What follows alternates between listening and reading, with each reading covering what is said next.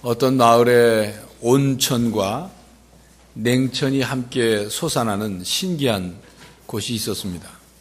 한쪽에서는 부글부글 끓어오르는 온천이 솟아나오고 바로 옆에는 얼음같이 차가운 냉천이 솟아올라서 동네 여인들은 빨랫감을 가지고 와서 온천에서 빨래를 삶듯이 그렇게 빨고 그리고 냉천에 가서 빨래를 헹구어서 집으로 가져가곤 했습니다.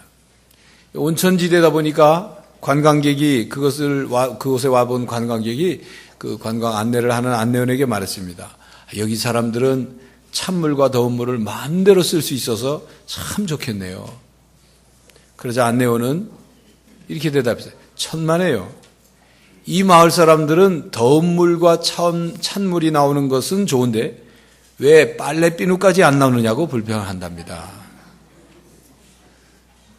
사람은 참으로 만족이 없습니다. 여러분, 우리는 어느 때보다도 우리의 가지고 있는 욕구, 뭔가 채우고 싶어하는 욕구를 그 어느 때보다도 잘 채우고 있지만 그러나 불만이 가장 많은 그런 사회에서 또한 우리는 살고 있습니다. 과거 어느 때보다도 더 많은 것을 가지고 있음에도 불구하고 과거 어느 때보다도 더 만족스럽지 못한 삶을 살고 있다고 생각합니다. 그래서 우리는 불만스러워합니다. 버릇을 남들과 비교하는 그런 일을 버리지 않는 한 우리는 끊임없이 불만과 불평 속에서 살게 될 것입니다. 여러분, 우리 마음속에 만족지 못할 때 불만이라고 그러죠. 그 불만은 불평으로 쏟아져 나옵니다. 그런 불평은 불평을 하다 보면 불평의 대상, 그 불평의 어떤 원인을 제공한 사람이 있다고 생각하고 그 사람을 향해서 누구 탓. 그래서 그 사람을 원망합니다. 근데 이 불평하고 원망으로 가면서 감정이 더 격해지죠. 그래서 이 원망은 더 격한 분노로 원망을 하게 됩니다.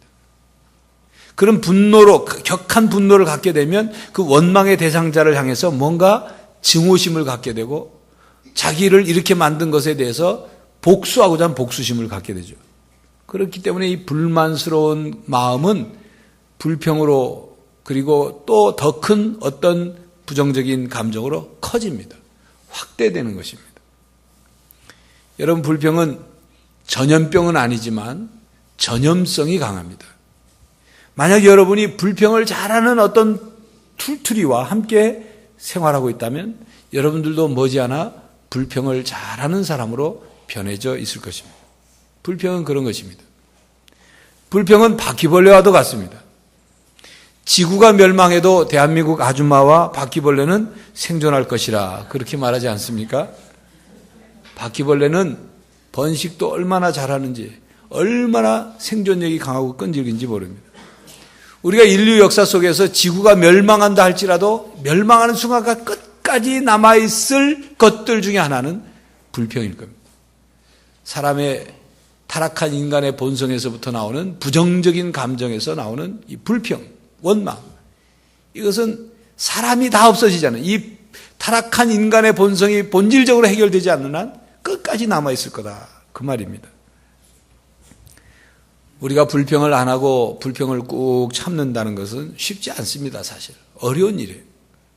산다는 것이 때로는 공정하지 않게 느껴질 때가 많지요.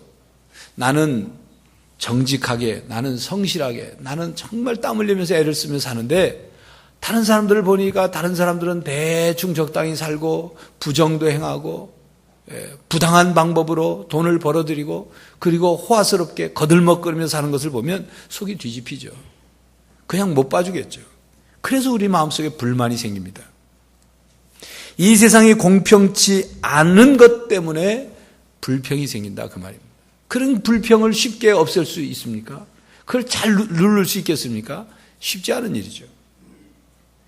그런데 오늘 본문 말씀은 우리들에게 우리가 하나님의 흠없는 자녀로 살아가려면 그래서 이 세상 속에서 어그러지고 거스른 이 세상 속에서 빛들로 나타내려면 모든 일에 불평과 원망과 다툼을 없이 하라, 그렇게 말씀합니다.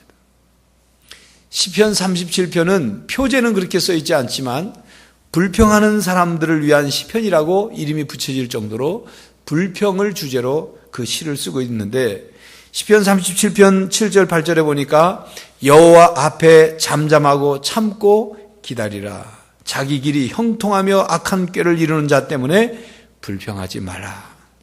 분을 그치고 노를 버리며 불평하지 말라. 오히려 악을 만들 뿐이라. 그렇게 말씀합니다.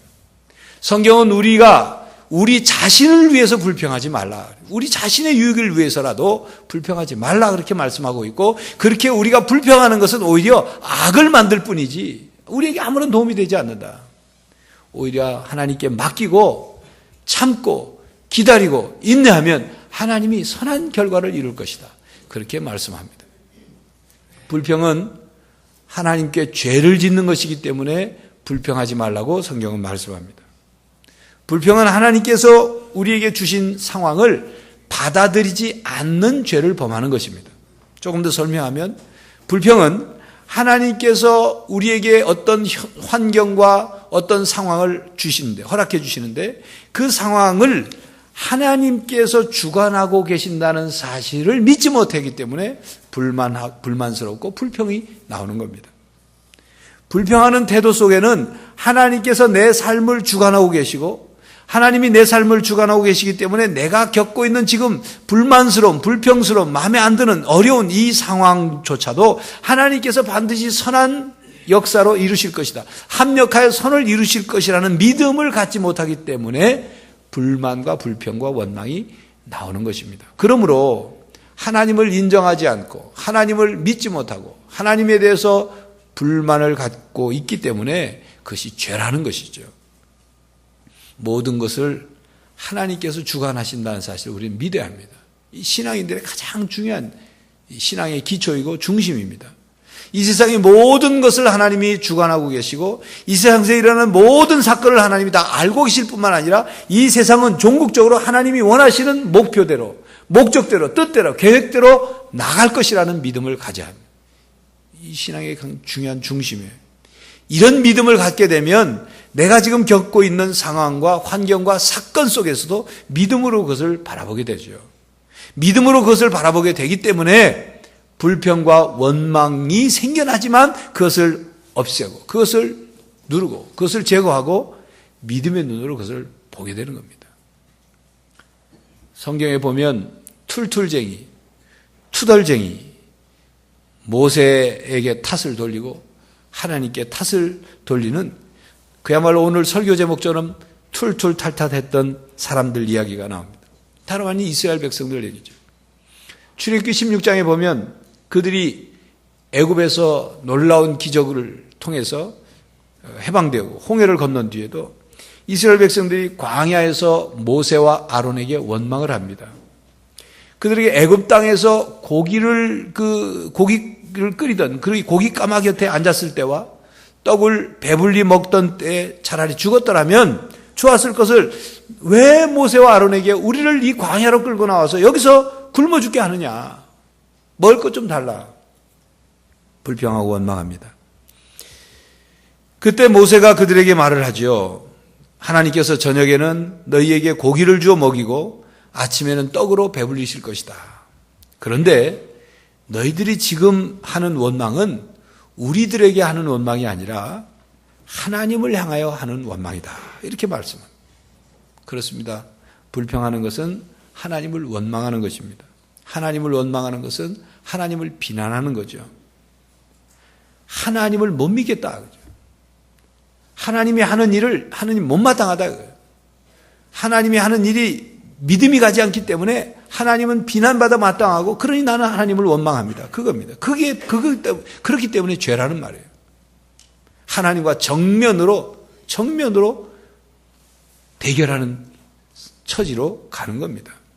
그러므로 불평하고 원망하는 입을 우리가 여는 것은 원수가 침입해서 우리를 파멸하도록 성문을 열어두는 그런 것과 같은 겁니다. 여러분, 성문을 열어두면 적군이 몰래 들어오죠. 들어와서 그 성에 있는 모든 사람들을 하나씩 다 죽이든지 포로로 끌고 갈 겁니다. 우리가 불평하는 말을 하고 원망하는 말을 할 때 원수마귀는 쾌재를 부릅니다. 옳다구나, 얼씨구 좋다. 그래서 그 틈으로 열어놓은 성문, 열어놓은 우리의 마음과 영혼의 문을 통해서 원수마귀가 들어오는 거예요. 들어와서 우리의 감정을 계속 부추깁니다. 그래, 잘한다. 계속 불평해라. 불평하라. 예. 그래서 하나님께서 우리에게 주신 은혜, 우리가 받은 은혜까지도 까마득하게 잊어버리고, 그리고 끊임없이 불평을 쏟아냅니다. 계속 마귀는 우리에게 부정적인 감정을 일으켜 세워서 불평뿐만이 아니라 하나님을 점점 멀어지게 하고 하나님의 은혜를 잊을 뿐만 아니라 하나님께 감사할 줄 모르는 그런 사람이 되게 합니다. 우리의 감정은, 우리의 마음은 점점 부정적이 되어서, 그리고 점점 악해져서 불행과 실패와 그리고 멸망의 길을 걷게 합니다. 그러므로 교회 여러분, 불평과 원망이 여러분들을 불행하고 여러분들에게 실패하도록 만들지 못하도록, 또 하나님께 죄를 짓지 않도록, 여러분들이 하나님께 죄를 짓지 않도록 불평과 원망을 제거하는 성도들이 되시기를 간절히 바랍니다. 여러분, 요셉은 불평하고 원망할 수 있는 수많은 상황과 사건을 겪었습니다. 그런데도 불구하고 그는 하나님의 은혜를 잊지 않았어요. 하나님이 자신과 늘 함께 한다는 것을 그가 믿었고 또 그렇게 살았어요. 남들이 보기에도 요셉이 하나님과 함께 한다는 것을 느낄 정도로 그렇게 살았어요. 그가 불평과 원망을 할 수 있는 그런 사건과 상황이 너무나도 많았지만 그 상황 속에서 하나님이 이 일을 통해서 반드시 나에게 선한 결과를 이루게 하여 내 꿈을, 나에게 주신 꿈을 이루게 하실 거라는 그 믿음을 잃지 않았던 거죠. 여러분 생각해 보세요. 요셉이 억울한 일을 당할 때마다, 불평스러운 일을 겪을 때마다 불평하고 툴툴거리고 막 누구 탓하고 형들 탓하고 누구 탓하고 그러면 다른 사람들로부터 인정받을 수 있겠습니까? 그런 사람에게 누가 책임을 맡기겠어요? 그런 사람을 누가 감옥에서 불러다가 꿈을 해석해달라고 왕이 그러겠습니까? 과연 그가 하나님과 다른 사람들에게 인정을 받을 수 있었던 것은 그가 불평과 원망의 상황 속에서도 하나님을 끝까지 믿었다는 겁니다. 다윗도 사울왕이 다윗을 죽이려고 그렇게 쫓아다닐 때 광야에서 도망다니면서 10년이라는 세월 동안, 10달도 아니고 10일도 아니고 10년이라는 세월 동안 그렇게 도망다니면서도 이 사울에 대해서 불평하고 원망하고 죽이고 싶은 마음이 있을 수 있겠지만 끝까지 자기 마음을 잘 지킴으로, 하나님과 함께함으로 광야를 성소로 만들어서 그렇게 살았기 때문에 하나님께서 하나님의 마음에 합한 다윗이라 그렇게 일컬음을 받고 왕이 될 수 있었던 것입니다. 여러분 신약 성경에 보면 사도 바울도 마찬가지입니다. 여러분 사도 바울은 불평과 원망할 수 있었던 그렇게 고통스럽고 불편한 그런 상황이 있었어요. 그게 육체의 가시가 있었다고 하지 않습니까? 그 육체의 가시 때문에 힘들었어요. 복음을 전하는 일에 하나님의 일을 하는데도 힘들고 고통스러웠어요. 그래서 그가 하나님께 기도했지 않습니까? 그런 상황 속에서 하나님을 불평하고 원망할 수 있었지만 그는 불평하기보다 기도했다 그 말이에요. 그는 매도 수없이 맞았고 돌에 맞아 죽을 뻔하기도 했고, 그리고 복음을 전하는 과정에서 배가 파선이 되어서 목숨을 잃을 뻔도 했고, 그리고 온갖 핍박을 곳곳에서 받았습니다. 그때 그가 하나님께, 하나님, 제가 하나님을 위해서 일생을 바쳐서 지금 복음을 전하고 있는데 하나님 나를 좀 도와주지 못할 망정 왜 이렇게 합니까? 나를 왜 이렇게 괴롭게 합니까? 나를 왜 이렇게 막 억울한 일을 당하게 합니까? 왜 고난을 겪게 합니까? 그렇게 불평하고 원망하지 않았어요. 오히려 사도 바울은 자족하는 비결을 배웠다. 그렇게 고백합니다. 내가 비천에 처할 줄도 알고 풍부에 처할 줄도 알고 내가 배부름과 배고픔, 풍부와 궁핍에 다 처할 줄 알게 되었다. 일체의 비결을 배웠다. 내게 능력 주시는 자 안에서 내가 모든 것을 할 수 있느니라. 필리포스 4장 11절 이하 말씀이죠. 그렇게 고백했어요. 하나님을 믿고 어떤 상황에도 하나님을 믿고 하나님의 행하시는 일을 받아들일 수 있는 그런 자세를 가졌다 그 말입니다. 여러분 엘리자 에드문즈 히위지라는 여사가 있습니다. 미국 필라델피아 공립학교 교사인데 그는 결혼을 하지 않고 자기 일생에 내가 3가지를 사랑하며 살겠다. 그렇게 다짐을 하고 살았어요. 첫 번째는 내가 하나님을 사랑하겠다. 두 번째는 하나님이 만드신 자연을 사랑하겠다. 세 번째는 하나님께서 맡겨주신 어린이들, 그러니까 학생들이죠. 어린이들을 사랑하겠다. 결혼도 하지 않고 그렇게 열심히 교사 생활을 하는데 1887년 겨울에 그의 학교에 성격이 아주 삐뚤어진 문제 소년이 학생이 있었는데 어찌나 못됐든지 학교 모든 선생님이 다 포기한 거예요. 다 두 손 두 발 들었어요. 근데 휴이 선생님은 그래도 내가 그리스도의 사랑으로 그에게 다가가고 그에게 관심을 갖고 그와 대화하면 조금씩 변화되지 않을까. 그래서 어느 날 그 소년을 불러가지고 그리스도의 사랑으로 참 묻고 관심을 갖고 질문하는데 느닷없이 이 소년이 벌떡 일어나더니 옆에 있던 큰 벽돌을 집어가지고 휴이 선생님의 등골을 사정없이 내리쳤어요. 척추뼈가 으스러져가지고 이제 쓰러졌어요. 불의의 습격을 받은 이 휴이 선생님은 쓰러져서 들것에 실려서 병원으로 후송되고 전신을 기부스를 해야 되는, 뼈가 척추가 으스러졌으니까 전신을 기부스를 하고 누워서 대소변을 받아내는 상황이 됐어요. 여러분, 시집도 안 간 처녀가 대소변을 받는 상황이 되고 또 척추가 으스러져서 이제 꼼짝도 못할 그런 불구가 될 그런 상황이 됐어요. 얼마나 암담했겠습니까? 그러나 그는 하나님은 절대 선하신 분이시니 결코 나에게 악한 일이 임하게 하시지 않을 거다는 그 믿음과 확신을 가지고 하나님께 매달려 누워서 기도했습니다. 그런데 하나님께서 그의 신앙에 기적적으로 응답하셔서 그의 상처가 놀라울 정도로 빨리 회복이 되었어요.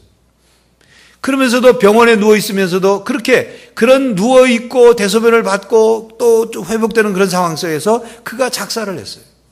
그가 작사한 찬송이 주 안에 있는 나에게, 주 안에 있는 나에게 딴 근심이 있으랴 십자가 밑에 나아가 내 짐을 풀었네. 2절 가사가 이랬죠. 그 두려움이 변하여 내 기도 되었고 전날의 한숨 변하여 내 노래 되었네.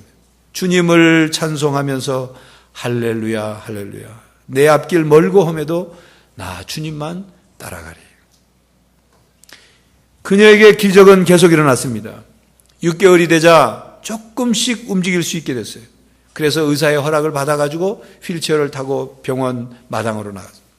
그리고 발을 떼서 조심조심 한 발짝 한 발짝 걷게 됐어요. 그때 따스한 봄볕이 내리쬐습니다. 그 순간 그녀의 마음속에는 그 봄볕이 그리스도의 은혜의 햇볕으로 가득 채워지는 것 같아서 너무 기뻤어요. 자신의 몸의 상태가 어떻게 될지 아직 모르지만 그래도 회복시켜주고 그런 가운데도 그래서 그가 또 작사를 했어요.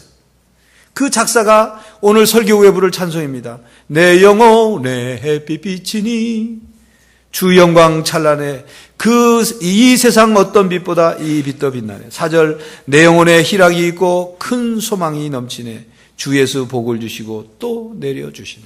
주의 영광 빛난 광채 내게 비춰 주시옵소서. 그 밝은 얼굴 배울 때 나의 영혼 기쁘다. 여러분, 그 상황이 기뻐할 상황입니까? 불평하고 원망할 수 있는 상황이지만 그 휴이 선생님은 불평하고 원망하는 소리를 쏟아내지 않고 하나님께 믿음을 고백하고 하나님을 찬양했어요. 불평하고 원망하는 그런 마음보다는 믿음으로 하나님께 반응하고자 했어요. 하나님께서 바로 그녀의 이런 믿음을 보시고 기적 같은 치유와 회복을 이루어 주셨습니다. 이것이 바로 믿음의 역사입니다. 여러분, 우리가 불평할 거 다 하고 원망할 거 다 하고 언제 믿음으로 살겠습니까? 교회 여러분, 불평과 원망이 나오는 순간에 찬양과 감사를 드리는 믿음의 성도들이 되시기를 간절히 바랍니다. 지난 9일은 한글날이었습니다. 한글날에 맞추어서 서울 광화문 앞 세종로에 세종대왕 동상을 이제 설치하고 제막식을 거행을 했는데 그 제막식 순서 중에 이명박 대통령의 축사 그 내용을 들을 수 있는 기회가 있어서 그 얘기를 들으니까 우리나라 한글이 얼마나 참 위대한지를 다시 한번 또 느껴볼 수 있었어요. 그 축사 내용 가운데 이런 내용이 있더라고. 우리나라의 문맹률이 1%밖에 안 된답니다. 이거 굉장히 우리나라가 참 대단한 나라예요. 우리나라 국민들이. 글을 읽지 못하는 사람들이 1%밖에 안 돼요. 다른 나라는 문맹률이 높거든요. 그러니까 똑똑한 나라죠. 또 전 세계에서 자기 나라 말이 창시된 것을 기념해가지고 기념일, 국경일로 지내는 나라가 우리나라밖에 없대요. 그러니까 우리나라 한글이 위대하니까. 다른 나라는 그 말이 언제 어떻게 생겼는지 뭐 남의 말 갖다가 뺏기고 남의 말 대충 쓰고 그러는데 우리나라는 그만큼 한글 이 세종대왕이 아주 훌륭한 업적을 세웠다 그 말이죠. 그러면서 우리나라 말이 표현이 안 되는 말이 없다. 축사 내용 중에 그런 내용이 있었어요. 그도 그럴 것이 생각해 보세요. 노랗다는 표현. 영어로는 yellow, 단어 하나로 그냥 다. 기껏해야 다른 나라는 하나나 두 개로 표현하는데, 예, 그래서 뭐뭐같이, 은행잎 같이 노랗다든지 이렇게 표현하는데, 우리나라는 그냥 그대로 형용하는 말들이 노란색에 대해서 표현하는 말이 참 노랗다. 무슨 뜻인가 아시죠? 샛노랗다. 아시죠? 누렇다. 아시죠? 누르스름하다. 놀이끼리하다. 노릇노릇하다. 또 놀이탱탱하다. 다 무슨 뜻인지 다 알죠? 우리나라 말 많이 아주 표현할 수 풍성한 표현이란 말입니다. 그만큼 뛰어난 언어고 세종대왕이 위대한 업적을 세운 거예요. 이제 그 얘기를 들으면서 세종대왕이 우리나라 말을 이렇게 잘 만들어줘 가지고 참 우리가 풍부한 언어 생활을 할 수 있구나 하는 생각을 하면서 세종대왕이 한글을 만들 때 백성들이 후손들이 그 말을 가지고 좋은 말하고 아름다운 말하고 또 밝고 사랑스러운 말을 사용하라고 언어를 만들었겠지. 어둡고 부정적이고 더러운 말, 죽이는 말 하는데 사용하라고 만들지는 않았을 거다. 그런 생각을 해봅니다. 여러분, 하나님 나라의 백성들이 사용하는 언어는 무엇입니까? 하나님의 자녀들이 사용하는 말은 어떤 말들입니까? 하나님 나라의 언어는 감사와 찬양이고 흑암의 나라의 언어는 불평과 원망이다. 그렇게 말합니다. 감사와 찬양은 아름다운 일을 더 아름답게 만들지만 불평과 원망은 좋은 일을 깎아내려고 그것을 더럽히고 그것을 먹칠을 하는 겁니다. 모든 사람들은 하나님 나라의 언어를 사용하든 아니면 흑암의 나라의 언어를 사용하든 둘 중에 하나를 할 것입니다. 흑암의 나라의 언어를 사용하는 사람은 아침에 자명종이 울리면서 깨어나면서부터 불평이 시작되죠. 저 시끄러운 자명종 누가 만들었을까? 그래서 하루 종일 툴툴대고 다른 사람들을 비아냥하고 그리고 냉소적인 말을 하고 그리고 어떤 일이 벌어지면 누구 탓하면서 원망하고 온갖 부정적인 흑암의 말을 하는 것입니다. 여러분 하나님 나라의 언어로 말합니까? 아니면 흑암의 나라의 언어로 말합니까? 여러분에게 한번 묻겠습니다. 여러분, 백설공주가 더 좋습니까? 우거지가 더 좋습니까? 이 느닷없이 무슨 잠자다가 봉창 두드리는 소린가 할 겁니다. 백설공주가 더 좋습니까? 우거지가 더 좋습니까? 백설공주란 백방으로 설쳐되는 공포의 주둥이라 그런 뜻이 납니다. 백방으로 설쳐되는 공포의 주둥이의 약자가 백설공주래요. 이 백설공주 한 사람 때문에 다른 사람들이 마음의 상처를 받아요. 그런 사람들은 도무지 도움이 안 됩니다. 공동체에.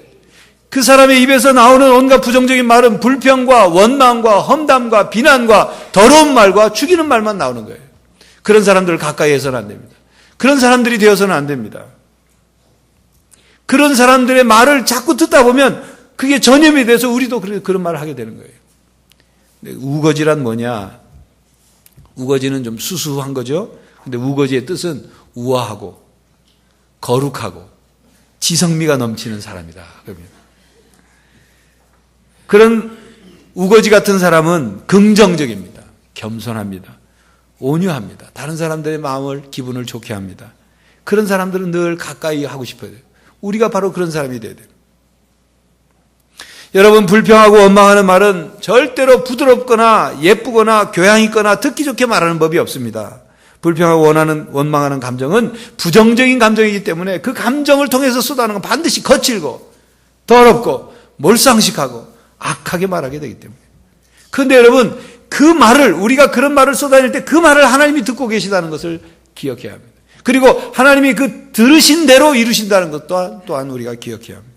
민수기 14장에는 가나안 땅을 정탐해온 12명 중에 10명이 자기 백성에게 부정적인 보고를 하죠. 못 간다. 가면 죽는다. 그들과 비교하면 우리 백성은 메뚜기와 같다. 그래서 약속하신 하나님의 땅을 들어갈 수 없다고 부정적인 보고를 합니다.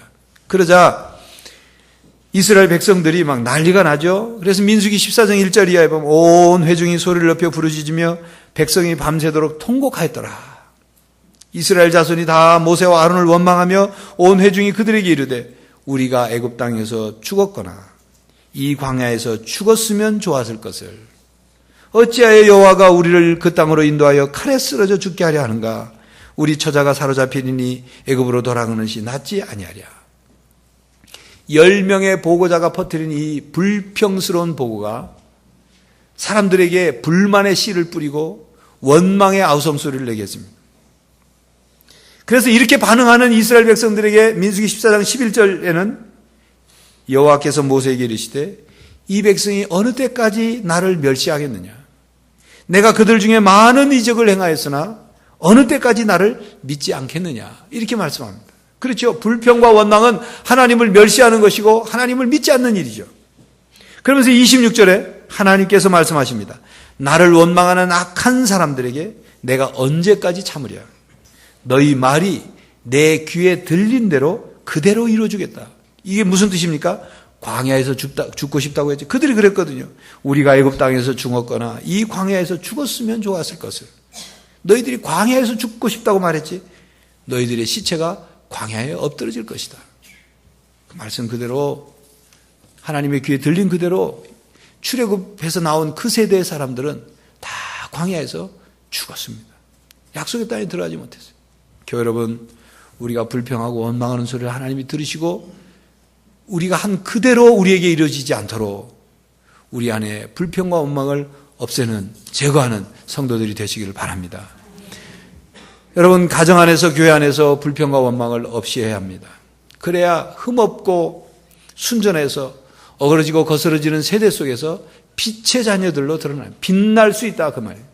빛난다는 말은 우리 안에서 무슨 굉장한 광선이 막 나온다는 뜻보다는 그 의미를 생각하면 행복한 사람이 된다, 그거예요.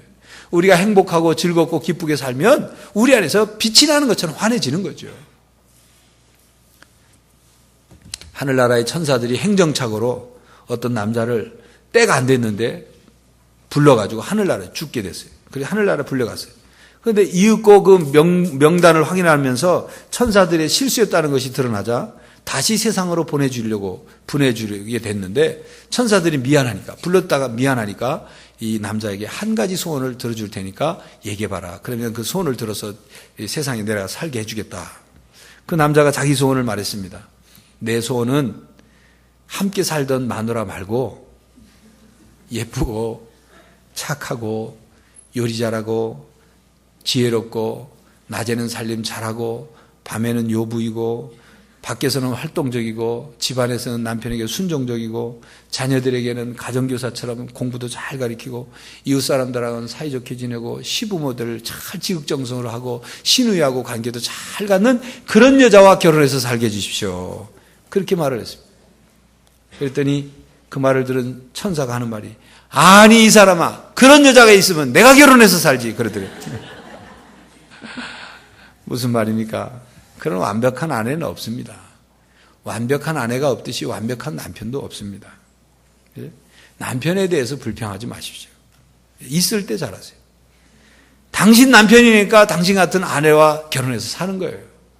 여러분, 아내에 대해서 불평하지 마십시오. 있을 때 잘하세요. 당신 아내니까 당신 같은 남편하고 사는 거예요. 결혼이란 무엇입니까? 불완전한 두 사람, 부족하고 연약한 두 사람이 서로 만나서 서로 돕고 서로 부족한 걸 채워주고 서로 뭔가 행복하게 살려고 애써 노력하고 그러면서 성숙하고 그러면서 하나님 나라 백성으로 변화되어 가는 거 아닙니까? 좋은 모습으로 변하려고 노력해야죠. 하나님 백성다운 모습으로 되기 위해서 빛들로 나타날 수 있도록 노력해야죠. 지질이 못난 사람이 그래, 난 원래 그래, 그리고 고집불통으로 변하지 않는 거예요. 난 생겨먹은 대로 그렇게 살란다 하고, 그러니까 배우자가 상대방이 답답한 거죠. 하루 이틀도 아니고 저 인간하고 내가 평생 살아야 되나. 이러니까 괴롭고 답답하고 불평스럽고 그러니 행복이 깨지는 겁니다. 변하려고 노력해야 돼요. 우리 스스로가. 상대방에 대해서는 불평하지 말아야 되지만 내 스스로에 대해서는 자꾸 변하려고 좋은 모습으로 바뀌려고 노력할 때 불만과 불평이 원망이 생겨날 수 있지만 그것을 극복할 수 있게 되는 거죠. 불평은 우리를 불행으로 이끌고 갑니다. 여러분, 불행한 가정이 되고 싶습니까? 그 방법은 너무나 쉬워요. 오늘 집에 가시면 가자마자 보이는 대로, 떠오르는 대로, 생각나는 대로, 말하고 싶은 대로 막 불평을 쏟아내 보세요. 그러면 불평이 불평을 낳고 불평이 불평을 낳고 또 불평은 여러분들의 가정을 불행 충만한 가정으로 만들어줄 거예요. 여러분, 라이트라는 사람이 이런 말을 했습니다. 불평과 잔소리는 한마디 한마디, 그 불평과 잔소리 한마디 한마디는 당신 집안에 한 삽씩 당신 집안을 무덤으로 만들 것이다. 여러분, 불평하지 마십시오. 불평하면 할수록 자기 자신을 무덤 속에 점점 파묻는 것과 같은 겁니다. 여러분들의 가정에 무덤을 파는 것과 같은 거예요. 교회 안에서 불평하면 교회를 무덤으로 만드는 것과 같은 거예요. 여러분, 우리 여성 여러분께 한번, 요즘 화장이 잘 받습니까? 화장빨이 잘 받습니까? 잘 안 받는다면 한번 생각해 보세요. 내 안에 불평불만이 가득해가지고 그게 스트레스가 돼서 화장이 들뜨는지. 예? 여러분 건강하십니까? 건강하지 못하고 뭔가 자꾸 소화가 안 되고 뭔가 자꾸 그렇다면 여러분 안에 부정적인 그런 불평, 불만, 원망이 있기 때문에 그것이 신경성 무슨 증상을 일으키는 거예요. 여러분의 기쁨이 있습니까? 다른 사람과의 관계가 좋습니까? 아니면 다른 사람이 자꾸 여러분들 곁을 떠납니까? 여러분들의 신앙생활에 기쁨이 있습니까? 여러분의 행복한 삶을 살고 있습니까? 혹시 여러분 툴툴거리는 투덜이는 아니십니까? 누구 탓하며 원망하는 그런 사람은 아닙니까? 오늘 설교 제목처럼 툴툴 탓하며 살고 있지는 않습니까? 여러분, 우리 모두에게는 불만이 생길 수 있어요. 모든 사람들이 불만이 생길 수 있어요.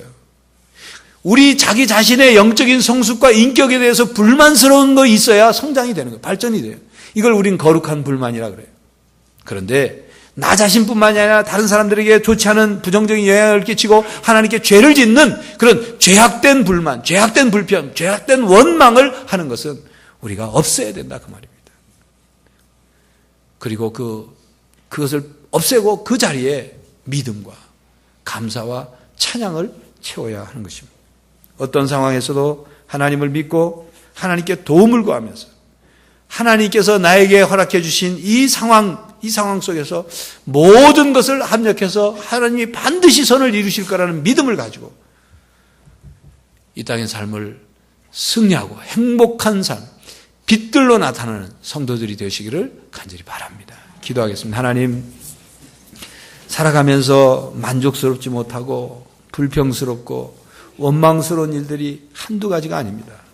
그러나 그런 가운데도 하나님, 그것이 우리에게 아무런 도움이 되지 않는다는 사실을 깨닫고 우리 안에 불평과 원망을 제거할 수 있도록 성령 하나님 도와 주시옵소서. 우리 안에 하나님의 은혜로 채워주시고 하나님의 말씀으로 채워주시고 하나님을 향한 믿음으로 채워주셔서 우리 안에 감사와 찬양을 통하여 원망스럽고 불평스럽고 불만족스러운 상황을 능히 이겨내게 하여 주시고 그래서 우리가 행복하도록 빛들로 나타나는 성도들이 다 되게 하여 주시옵소서. 예수 그리스도의 이름으로 기도하옵나이다. 아멘.